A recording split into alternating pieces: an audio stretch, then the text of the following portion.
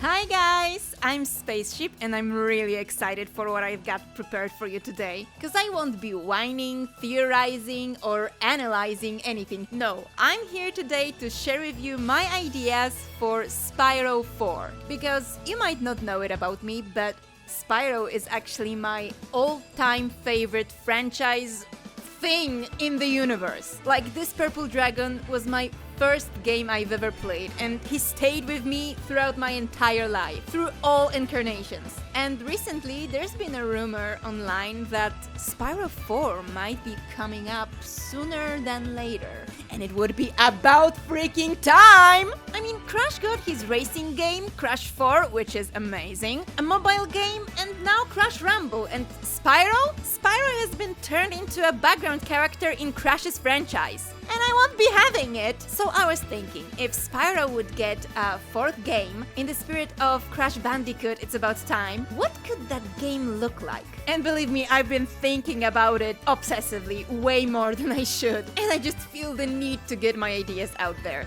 just for fun. So without further ado, here's my Spyro 4.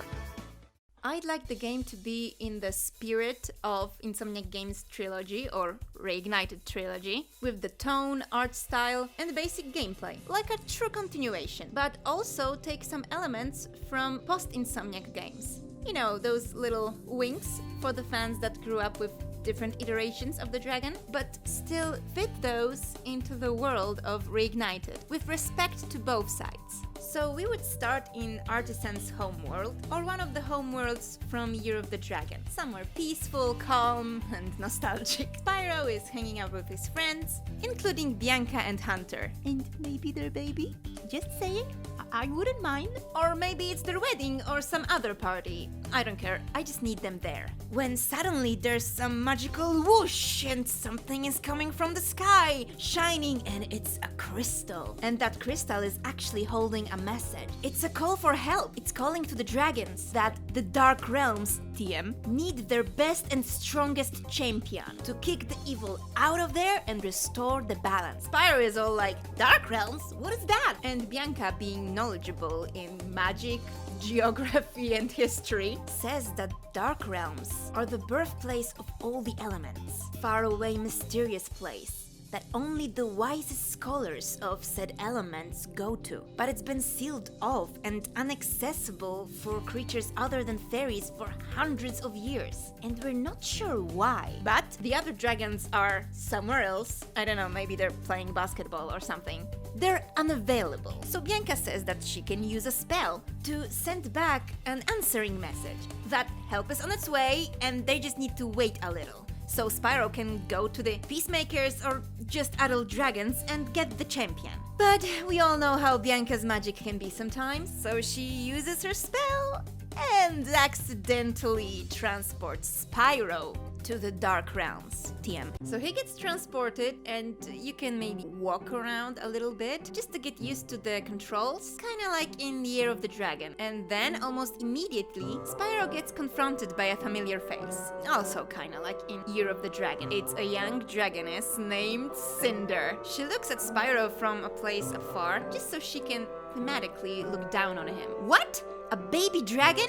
They were supposed to send a champion! And Spyro gets a little offended by that. Baby? I'm your age! And she's like, doesn't matter, where's the backup? They must have sent someone with you. And Spyro just like looks around and he's just like, nope, I guess it's just me. And sparks. And Cinder's like, you gotta be kidding me. But then whoop! A giant boulder falls from some kind of rocky structure or a monument behind them, almost crushing them. And Cinder changes from annoyed to sudden. The camera pans around the place, which is the first homeworld of the Dark Realms. And it's a bit of a mess, honestly. Our world is falling apart, and they didn't even care enough to send actual help. Look around, this place keeps elements in balance, but now...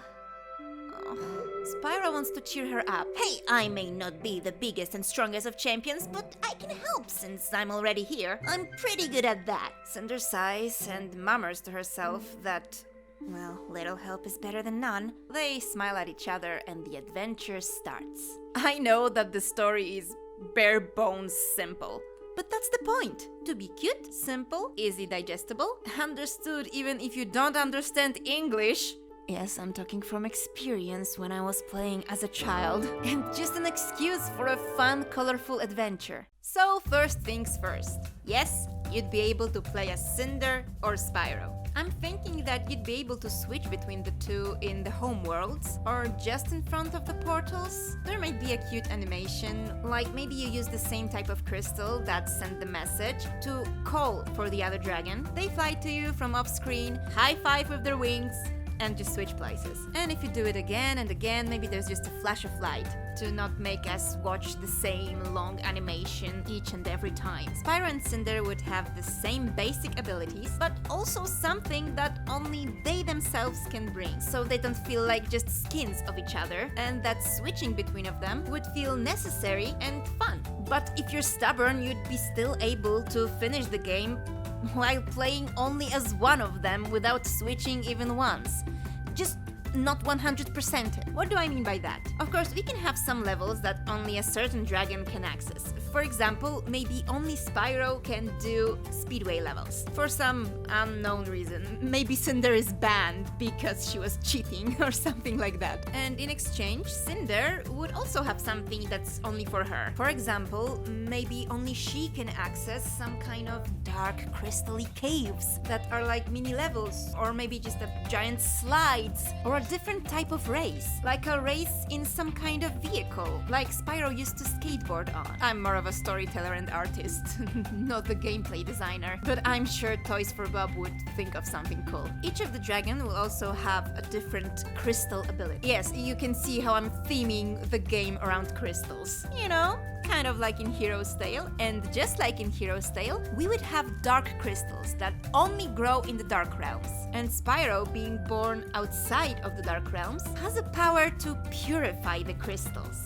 which could be tied in to how he was able to free the dragons from the crystals in Spyro the Dragon. But it doesn't have to. And purifying the crystals would make them easy to break and open passages, destroy things on our way, free creatures that are encased in them, etc. As for Cinder, she, being native to the Dark Realms, would have the power to darken the crystals, for lack of a better word. So she will make the crystals grow into dark amalgamations, beautiful sculptures that can also be used in environmental puzzles. Like she can grow a bridge, a ledge, a dark crystal tower that would grow tall and poke at tree branches to take something off of those branches that was stuck there. Something like that. That would encourage players to play the level as Spyro and as Cinder, but not all of them. We don't want another reverse levels from Crash 4, cause that was a nightmare. Just few of the levels, like in Ripto's Rage, when you had to go back to the levels once you unlocked a different ability, or in Year of the Dragon, where you have to go back once you unlock a different character.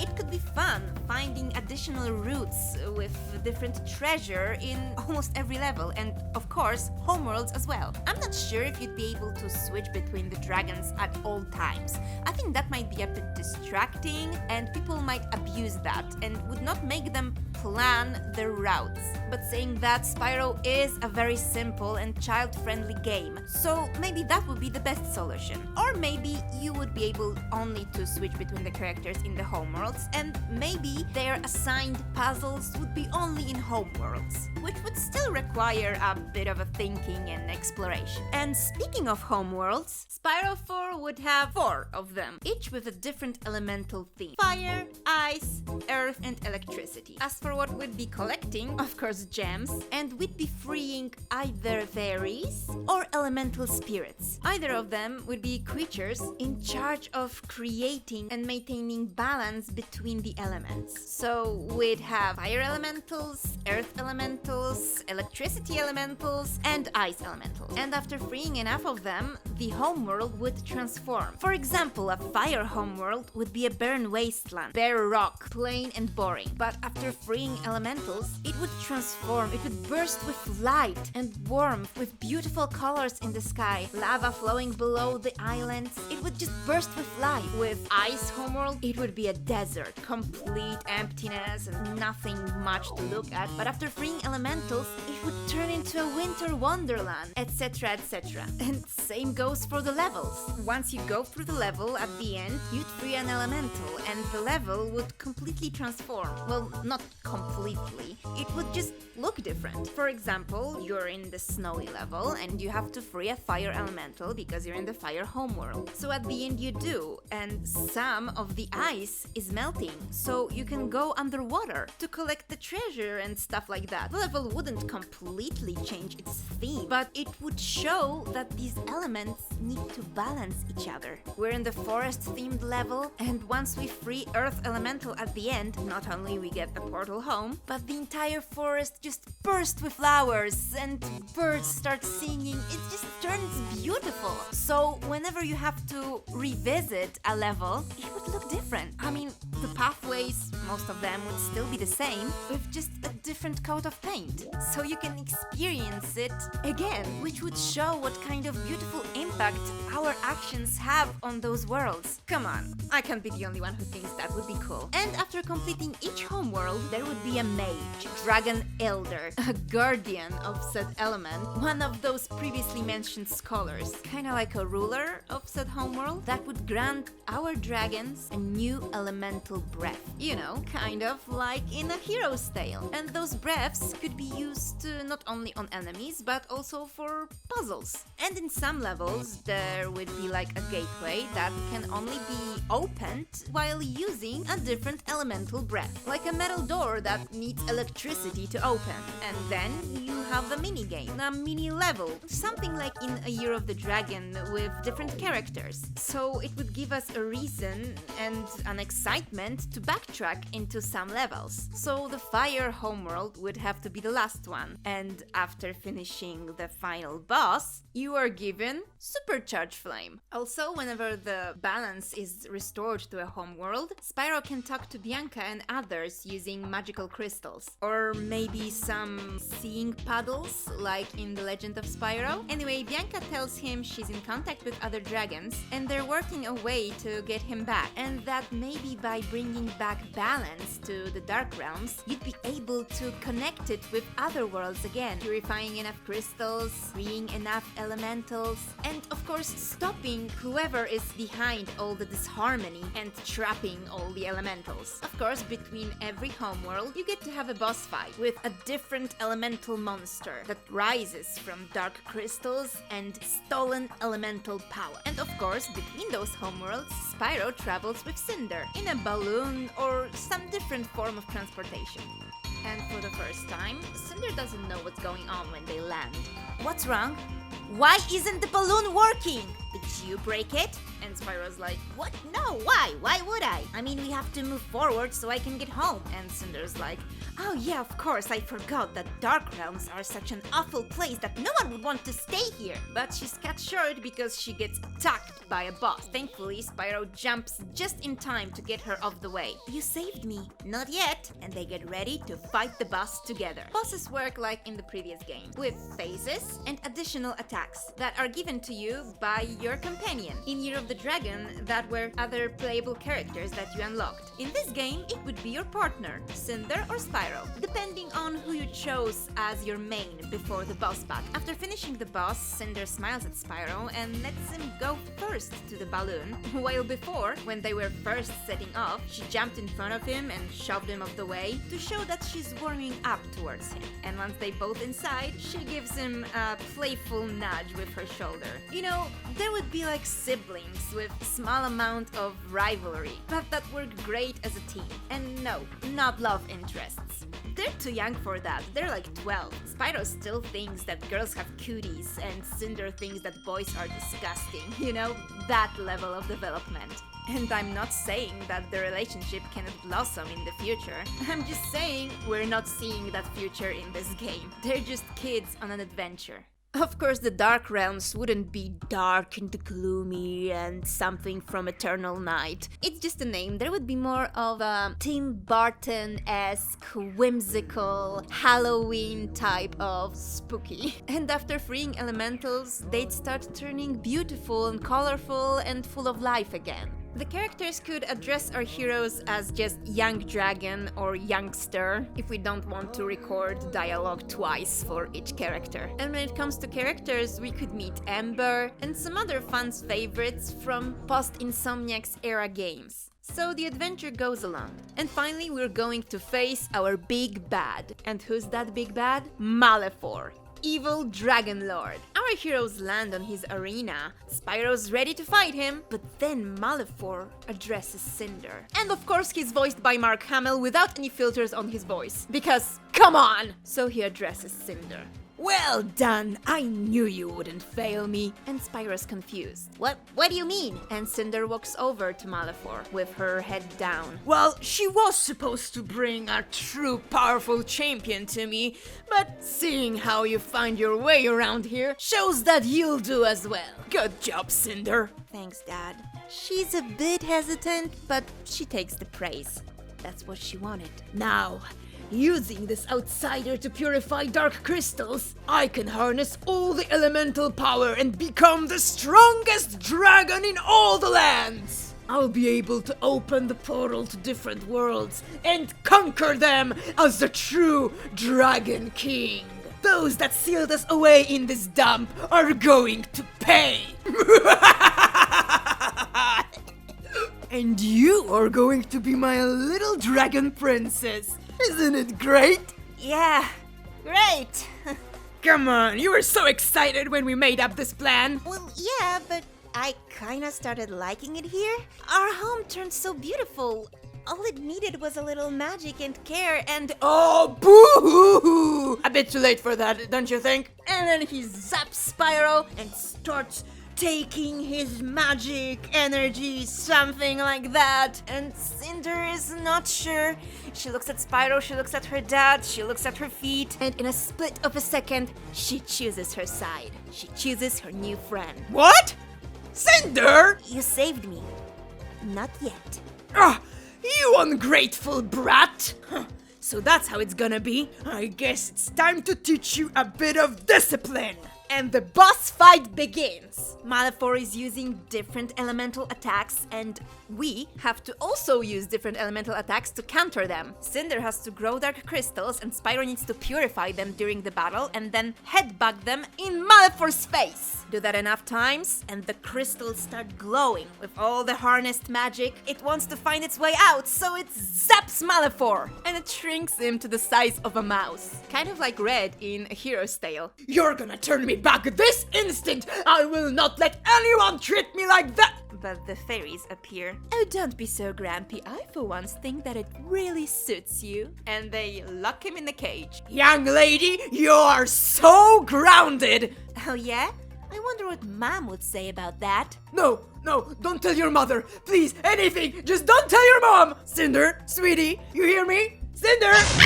Spyro and Cinder laugh as he's taken away by the fairies. I'm sorry for all of this mess. No worries. I've been worse. Then the ground starts shaking and all of the dark crystals that were used in the battle, and they start to shine like Aurora Borealis, and they grow and change colors, and they turn into a giant gateway, which opens the portal to Spyro's home. Before the dragons even realize what's happening, Bianca jumps through the portal. In one of her previous messages, she was able to tell us about the evil dragon, and she was pretty worried, because she knew that Malefor was sealed away in those lands as a banishment from Dragon Realms, because he was very bossy and tried to rule all the dragons. But she sees that everything's okay, and Spyro assures her that all's good, we took care of it. We? But before the dragons can explain any further, Hunter jumps out of the portal. I'm here! The rescue is here! There's no rescue needed anymore, Hunter. Oh, not even a little bit? They laugh and shake their heads. Now the gateway between their worlds is finally open again, so they can visit each other. If we're going with the wedding from the beginning, Cinder and other friends we met on the way are invited. And if we're going with the baby, we can make a joke about how Hunter can now go to the rescue of Bianca and change the diaper. Of course, there would be a 100% content bonus level somewhere, and we get Super Flame. And that's basically it, that's the story. I am very aware that it would need a lot of tweaks and changes and gameplay adjustments and stuff like that, but that's just a rough sketch of the entirety of the game. A bunch of ideas just clumped together. But yeah, I don't know about you, but I'd like to play a Spyro sequel like that. What are your ideas for Spyro 4? Let me know in the comments. And did you like mine? What would you change in this pitch? Be sure to let me know. Leave a like, leave a comment, subscribe, all this stuff. And thank you so much for watching till the end. Bye!